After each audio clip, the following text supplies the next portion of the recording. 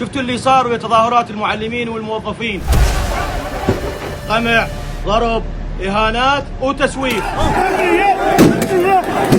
وطبعا ويا كل حالة من الحالات اللي تصير بالعراق راح يطلع لك واحد يقول لك والله مو بيدي، لو نائب لو برلمان لو حكومة والله ما نقدر نسوي شيء، مو ضمن صلاحياتي.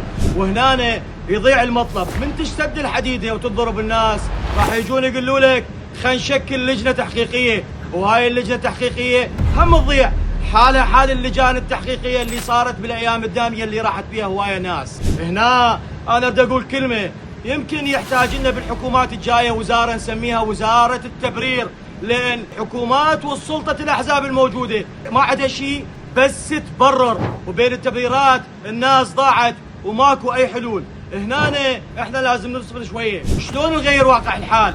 شلون الأمور تتغير؟ إذا بقت هاي الشخوص راح نقضيها تبريرات وبرر وما حد يسمعك ولا تصير شارع. بالتالي آليات التغيير لازم نغير هاي الشخوص، لا يقول لك نغير قانون، لا يقول لك نغير نظام، لا يقول لك نغير منظومة، لا عيني اوقف لي.